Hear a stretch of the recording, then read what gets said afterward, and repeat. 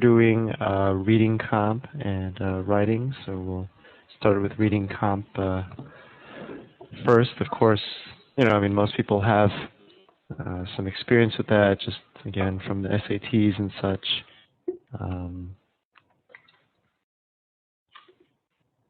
You're always going to have, of course, the fact that you generally are going to want to read the question first, so that you can, as you read the passage, you can kind of focus in and narrow on what clues to look for. Of course, as you read, you want to look for certain clue words as well, in terms of, does this change the passage? Does it turn it around? Something like however, although, but, in contrast to, or does this, further add support? Is it and, in addition to, also, in support of? So. Okay. Right. And yeah, I mean, I'll just kind of go over it, because I know you know what reading comp generally is. Of course, there's, main idea. I mean, that type of question, you see it, you just go straight into the passage. There's not much you can do there. But actually, probably what I do there, if that's the first question of a section, I would just look at the next question.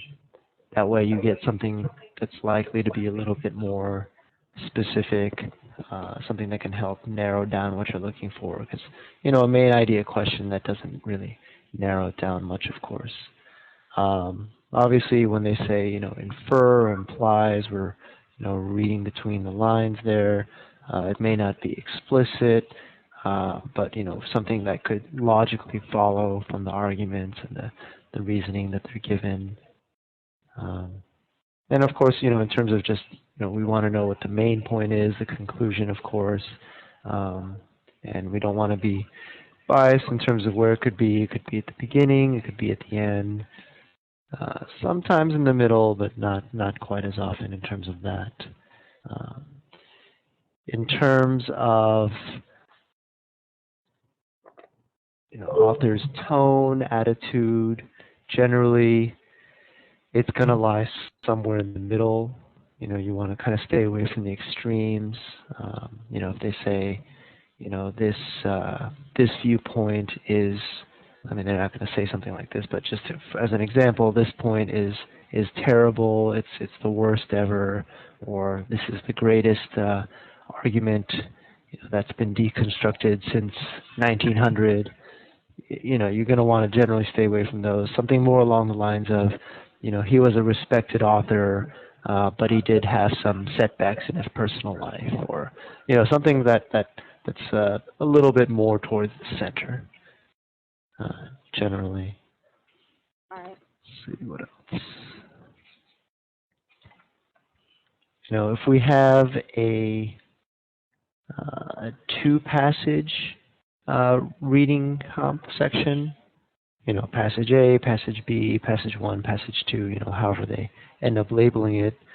What I like to do for those is to look through all the questions and see which questions are specific to just passage 1 and just passage 2, and then of course there are going to be some questions that ask you to compare and contrast the two passages.